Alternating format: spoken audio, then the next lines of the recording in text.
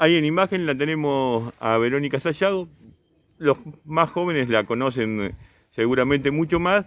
Por ahí sí ahí hace falta aclararle a toda la gente que nos sigue de nuestra ciudad, por ahí a la gente mayor que por ahí no la tiene, es la hija de Bicho y de Susi, ¿no? Que es médica, que está trabajando en la Clínica La Trinidad en Capital.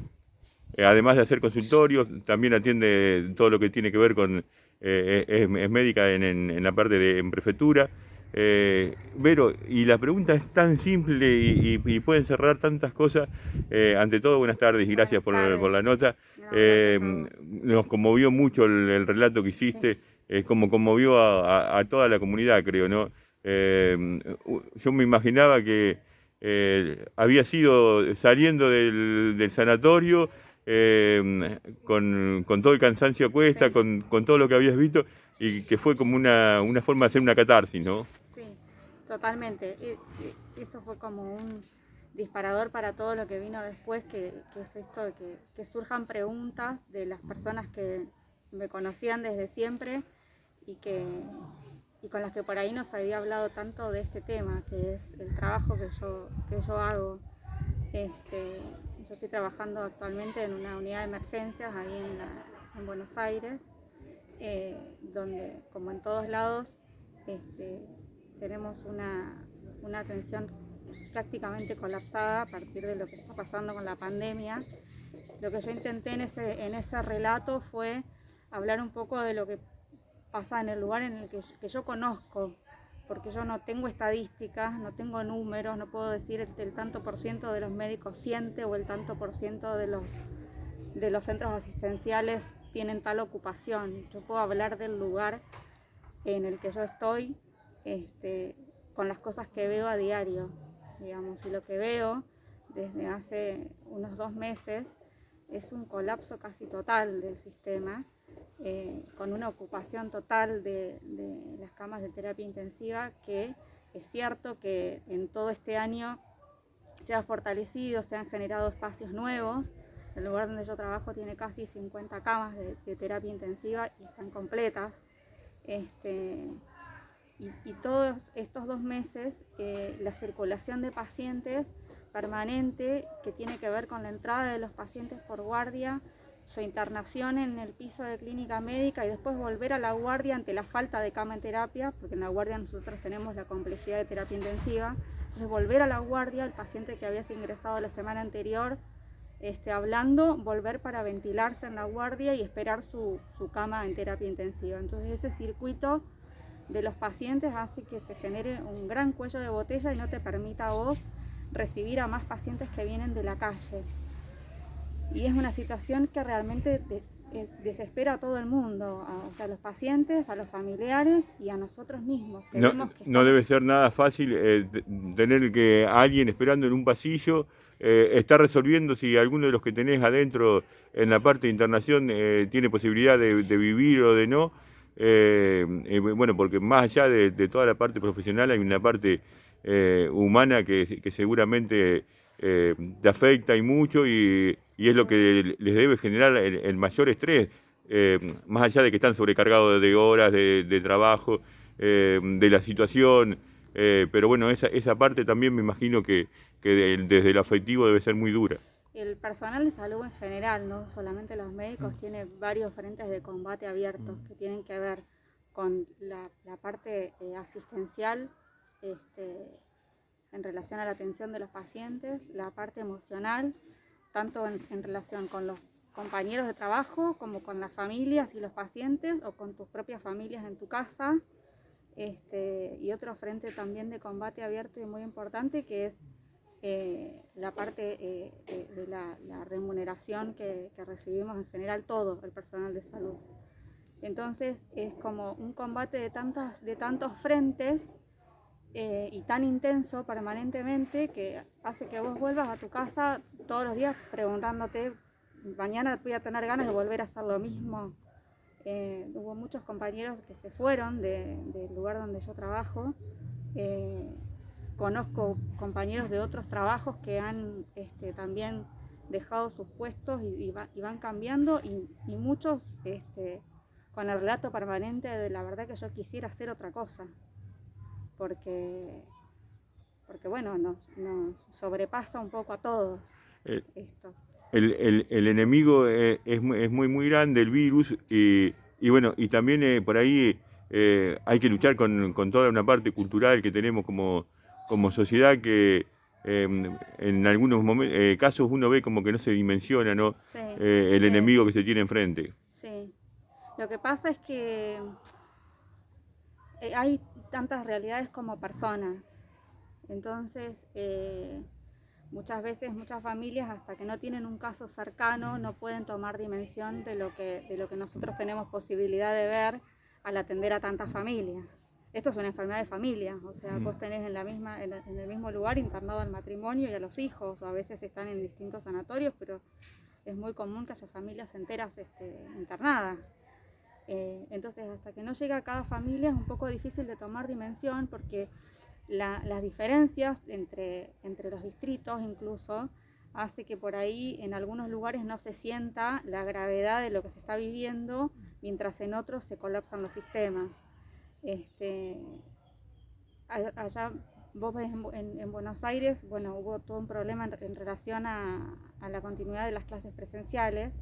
Y entonces los chicos tendrían que dejar de ir a la escuela, pero sí puede ir con su familia a comer a un restaurante afuera.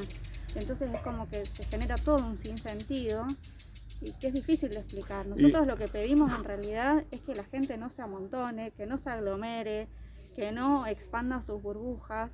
Entendemos perfectamente que los comercios deben funcionar, que los restaurantes tienen que andar. Sin ir más lejos, mi marido está a cargo de un restaurante, o sea, pero Lo vivís adentro de tu casa, ¿cuál es el tema absolutamente, pero digo, es responsabilidad de cada uno elegir a qué lugar va a asistir, por cuánto tiempo y para qué. En vista de que no es de repente viable desde el punto de vista económico que los negocios cierren, y uno lo entiende eso. Lo que uno busca cuando da estos mensajes es concientizar al individuo para que tome responsabilidad de su propia salud y elija a dónde va a ir, cuándo va a ir, por cuánto tiempo y cómo se va a cuidar, y como resultado del cuidado individual generar un cuidado colectivo como sociedad. Verónica, y cuando ves, porque lo vemos nosotros a diario cuando prendemos por ahí el televisor, el tironeo político, cómo se mete una cuestión sanitaria tan trascendental y bueno, y que es tan global, que abarca a todo el mundo. Que no distingue clases sociales, nada. Y cuando ves que se lo meten en la grieta y el tironeo político, como personal de la salud, ¿cómo lo vivís? Nosotros se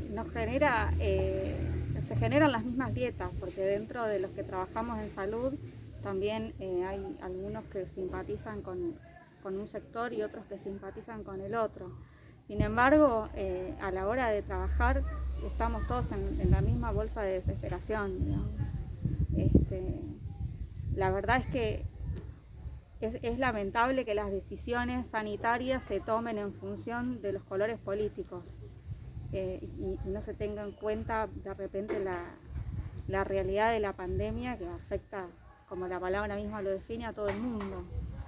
Digamos, el año pasado había de repente una aparente unión entre todos los gobiernos de las distintas jurisdicciones como para tirar para el mismo lado y poder armar políticas que sean un poco más unificadas, pero bueno, eso les trajo también sus propios costos políticos y yo no sé si ahora algunos estarán dispuestos a pagarlo, pero esos son temas políticos, ¿viste? Por eso a mí me parece que lo que nos queda a nosotros, el personal de salud, es hablarle a cada persona individualmente, o sea, dar los mensajes reales de lo que cada uno vive en su sitio de trabajo. Por eso yo invito a que todos los que estamos trabajando vayamos dando un mensaje de tu espacio, no del distrito, sino de tu espacio, de tu vivencia personal, compartirlo con la gente que te conoce, para que cada persona pueda tomar responsabilidad de su cuidado.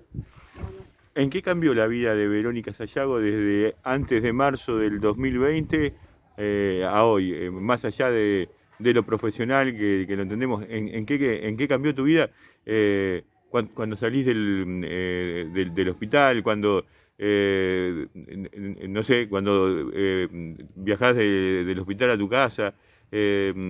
Bueno, ¿cómo lo vivís? ¿Cómo transitas con todo lo que agarrás ahí en la emergencia del sanatorio, ¿no? Yo en principio nunca pensé que iba a vivir una cosa semejante. O sea, estar en situaciones extremas en las que fueron diferentes las del año pasado a las de ahora. El año pasado había muchos pacientes para internarse, pero no había tanta gravedad en los pacientes que ingresaban. Entonces, Estas cepas lo que llaman la segunda ola, que son las nuevas sí, cepas, se cree que es son muchas más peor. graves, ¿no?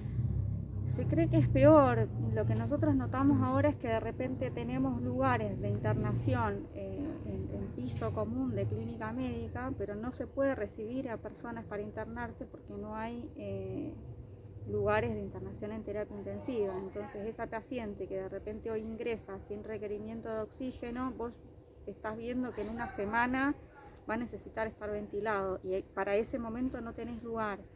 Entonces lo que está colapsado ahora es toda lo que es la parte de las unidades críticas y las guardias que damos respuesta del mismo tipo, ¿no? Nosotros ahora pasa algo que yo nunca había visto, que por ahí tenés 4 o 5 pacientes intubados y ventilados en la guardia. Eso no pasaba antes. Vos podías necesitar intubar y ventilar a un paciente en una emergencia, pero ese paciente a más tardar, o sea, en menos de 12 horas tenía su ubicación en terapia intensiva. Ahora tenés pacientes críticos graves ventilados en la guardia, que eso modifica absolutamente en la dinámica de lo que es la unidad de emergencia y no permite dar ingreso a personas que vienen de la calle. No sé si soy clara con Sí, sí, esto. sí. Vos, Estás trabajando con el mismo circuito de pacientes que que ya ya están adentro ingresaron. y tenés por ahí tantos o más gente afuera esperando para poder ingresar. Los pacientes que ingresan tienen una permanencia de 2-3 semanas a veces en terapia intensiva. Entonces la salida es mucho más larga que la entrada y ahí es donde se genera el tapón. Digamos, porque hay mucha gente para entrar y no hay salida. Entonces eso no permite la circulación y que uno pueda tener flexibilidad para recibir a los pacientes.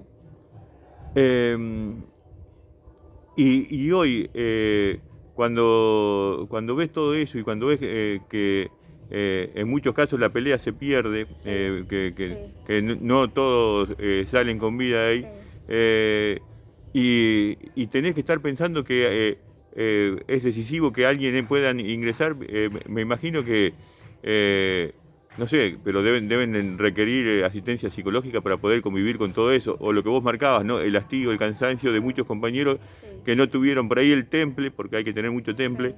para poder soportar esto, ¿no? No lo tenemos, o sea, acá algunos se lo asegurarán de forma individual. La verdad es que en el ambiente de trabajo, por lo menos en los lugares en los que yo trabajo, no hay esta válvula de escape, digamos, como para que uno pueda liberar por ahí. Y sí, te llevas todo a tu casa, ¿viste? A veces llegas habiendo vivido situaciones con las familias incluso, porque vos pensás que ahora las familias no están en el lugar, uno los llama por teléfono, a veces pasa que llamás por teléfono para dar el informe, no te atiende nadie, entonces bueno, después llamo, en el medio pasan cosas, pasan horas, te podés volver a comunicar con los pacientes. Y, y Y hablas dar las con... noticias por teléfono y del otro lado escuchar el silencio o el llanto del otro lado y no tener la posibilidad por ahí de dar contención, eso también genera como una frustración que se suma a todas las demás.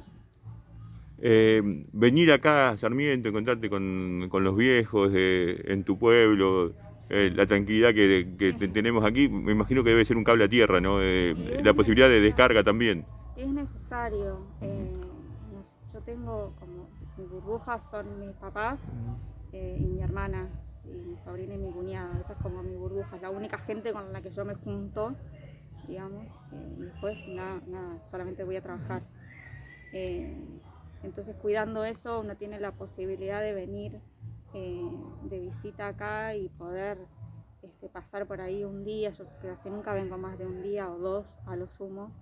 Y estar un poco lejos de todo eso antes de volver a darle la cara a la muerte. Nosotros le damos la cara a la muerte todos los días. Esa es la definición, es una guerra todos los días, van a un campo de batalla. Sí, y las personas están desesperadas y vos los ves en los ojos, el agotamiento de no poder respirar, de la desesperación de estar solos, el no saber cuando les decís que los vas a dormir, que no se saben si se van a despertar, vos no se lo podés asegurar, o sea, son situaciones realmente extremas para todos. El arma más potente que seguimos teniendo, más allá que algunos tenemos por ahí la posibilidad ya de tener, en el caso mío, por ahí una dosis de vacuna, me falta una, pero sigue siendo el aislamiento social y todas las medidas de prevención. Sí, yo quiero aprovechar el tema de las vacunas, es importante, es un pilar fundamental para poder controlar esta pandemia que todavía no está controlada, pero no es la única. Todavía falta para que la vacuna sea la respuesta final, digamos, a la situación. Ahora lo que tenemos que entender es que la principal vía de transmisión del virus es de persona a persona, entonces mientras nos sigamos amontonando sin tomar los cuidados de persona a persona, el virus se va a seguir transmitiendo. Entonces lo más importante es evitar el amontonamiento, lo más importante es la distancia social. El cuidado de no juntarse con distintas personas que permitan ramificar el contagio, ¿sí? Controlado eso, hay una gran parte del tema bajo control. Yo no tuve COVID, no me contagié, a pesar de que hace un año y pico que convivís con él. Que convivo. Mi nene volvió al jardín, mi marido su trabajo, como les decía, en un restaurante donde hay mucha circulación de gente, y nosotros no tuvimos la enfermedad, y el arma más importante que tenemos es justamente la de cada vez que estamos con una persona que no pertenece a nuestra burbuja, mantener la distancia y barbijo, tapaboca. Eso es lo principal en lo que nos hemos cuidado en todo este tiempo y nos ha ayudado. Pero bueno, no pensar que la vacuna individual es lo que va a dar respuesta a la pandemia. La vacuna va a dar respuesta a la pandemia cuando haya un 80% de la población vacunada e inmunizada, porque no es lo mismo estar vacunado que estar inmunizado. Entonces, hasta que no se llegue a eso, la vacuna no va a ser el principal control. Y eso es bueno transmitirlo, porque uno lo ve, que por ahí gente mayor, estoy vacunado, y es como que le genera un relajamiento. No. En ningún momento lo inmuniza, ¿no? O sea, No. El virus lo puede contraer, Sí. no sabemos en qué lo puede afectar o no, pero la vacunación no es inmunidad. Hoy por hoy, esperemos que lo sea en los próximos años o con el correr de la campaña de vacunación. Con un 20, menos del 30% de la población vacunada, la circulación viral sigue siendo altísima. Entonces el principal cuidado está relacionado con evitar el contacto persona a persona. Digamos. Recién vamos a poder estar tranquilos con las vacunas cuando haya un 80% de la población vacunada e inmunizada. Insisto con eso porque que te inoculen la vacuna no te garantiza que estés inmunizado, ¿sí? Verónica, sabemos que es el día que venís para disfrutar un poco de la familia, no te vamos a robar más tiempo. Muchísimas gracias, pero no por la nota, muchísimas gracias por la labor que vienen llevando adelante desde hace un año y pico. Por ahí hoy en lo cotidiano, en lo diario, no se nota tanto. Yo creo que la historia va a hablar de todos ustedes como los grandes héroes de este tiempo que nos toca vivir, inesperado, que ninguno creo que lo imaginó. Bueno, pero la historia va a guardar un lugar importante para ustedes.